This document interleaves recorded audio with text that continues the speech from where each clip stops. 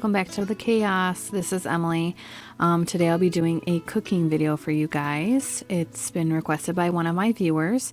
First things first, I always add olive oil to my pan. This first recipe is a pepper steak. It is a family recipe. I cook about 1 pound to 1.5 pounds of whatever cut is cheapest. I think this is some sort of round roast. And then I also add salt and pepper.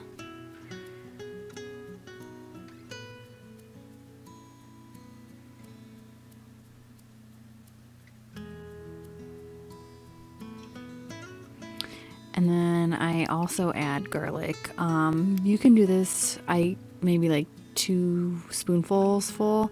I just use whatever's left. I like a lot of garlic. I don't think there's such thing as too much garlic.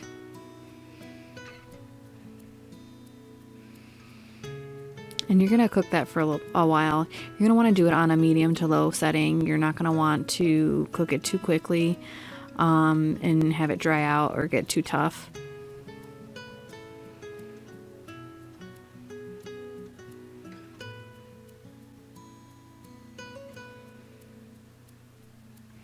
And see right there, it's starting to get brown and the juices are starting to come out.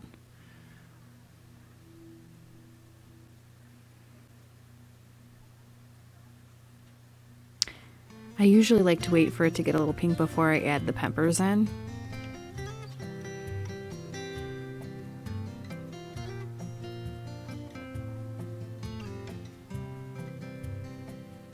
See, it's still a little pink. It hasn't been cooked through all the way. I like that because then I know I'm not drying the meat out when I cook the peppers. It all steams up. The juices kind of get in there and steam up the peppers. This is about maybe 4 to 5 bell peppers. Now I'm adding tomatoes. These are the stewed tomatoes from Aldi. You can use whatever stewed tomatoes you'd like. Sometimes I get the Italian style ones. I added 2 cans this time. Sometimes I add more depending on the pepper and the meat ratio. So I'm going to put the top on and cook it down for a little bit, and you can see it cooked down really nice. I crushed the tomatoes with the spatula a little bit. And there's a nice gravy to it right there. You can thicken it up with a little bit of flour and water. It goes really nice with some rice. I've also made this with chicken, and I made it sans meat. So if you don't eat meat or you'd rather have chicken, you can also do that too. It's really simple, really delicious. Next is my famous cheesy chicken and rice casserole. Well, cheesy chicken and broccoli and rice casserole. First things first, I cook the chicken up and then I throw in some frozen broccoli. You can also use fresh. You definitely want to make sure the broccoli is fully cooked before you add the cheese and the soup mixture, because if it's still frozen, you add the cheese, it's going to clump up on you. I've learned that the hard way.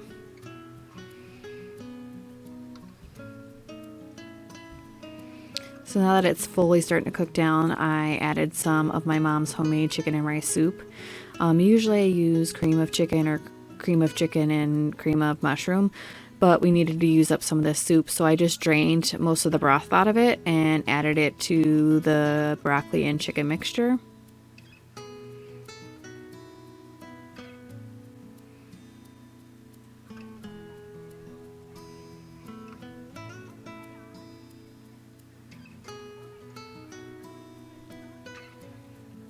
I'm just kind of waiting for it to get a little hot because, again, if you don't let it get hot, the cheese is going to clump up on you. And then just add the cheese. You can add as much as you like. I just kind of eyeball it. This smelled so good. It smelled like the chicken or the cheesy broccoli soup from Panera Bread, which is like my favorite. Yeah, you want it to be like a little thicker. You don't want it to be too runny.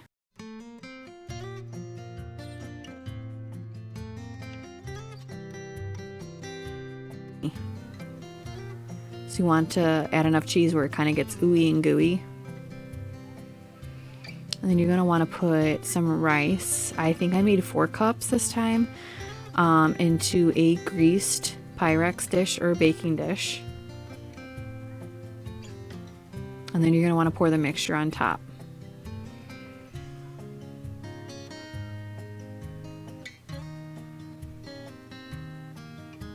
There we go. And you're going to want to stir it around so the rice and the mixture is all mixed up, because you don't want the rice to dry out while it bakes. There's nothing more disgusting than dried rice or like burnt rice or pasta.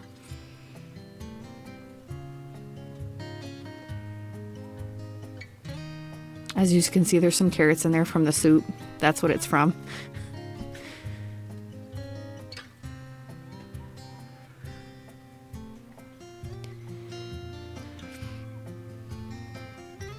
You could also add cauliflower and more carrots if you'd like. I've had it that way as well. It's really delicious. Then I add more cheese. Just add as much as you'd like.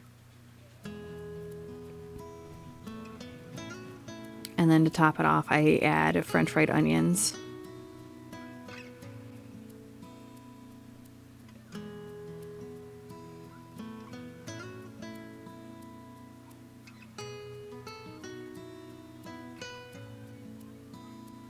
And more French fried onions, because you can never have enough French fried onions.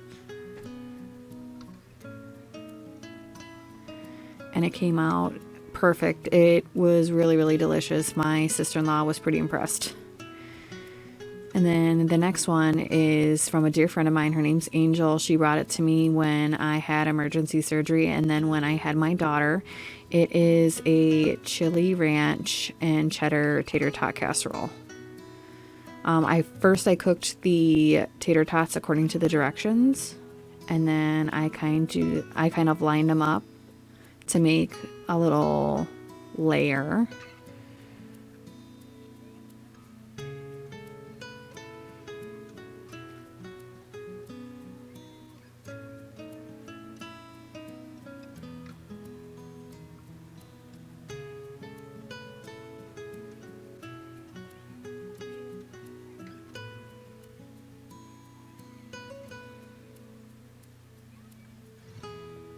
And then I spooned the chili on. This is my mom's homemade chili.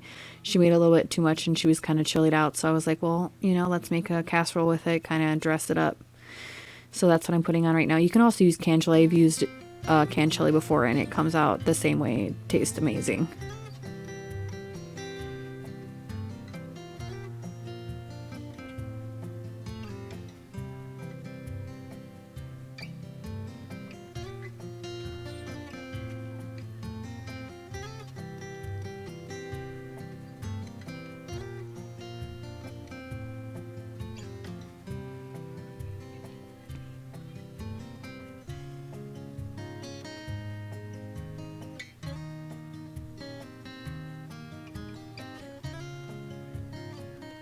And then you add the ranch. I don't think I added enough ranch and cheese, to be honest. I know it looks like a lot, but it really wasn't.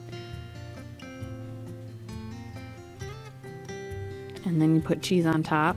Again, I don't think I added enough cheese and ranch. It didn't come out as good as it usually does.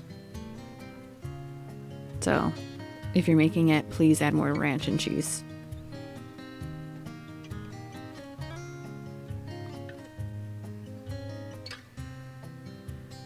And then I add another layer of tater tots.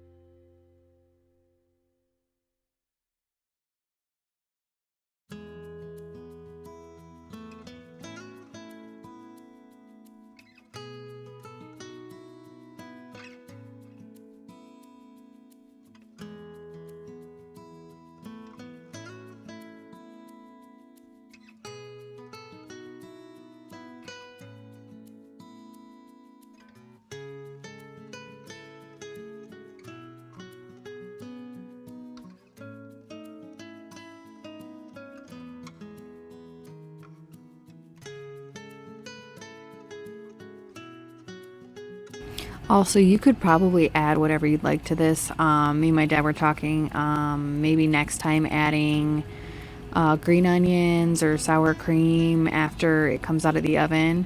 Kind of like a loaded chili baked potato casserole. And then I'm putting adobo seasoning on top. This is life. I put it on everything, and then some seasoned salt on top. You can also put garlic on top or onion powder. Really whatever seasonings you like. I ended up putting it in a lot longer than I thought I was going to have to. I probably put it in for close to 50 minutes. I like my tater tots pretty well done. As you can see, it came out perfect. Thanks so much for watching, you guys. I'm going to put the recipes down in the description box for you. Don't forget to like this video and subscribe. I'll see you in the next one. Bye.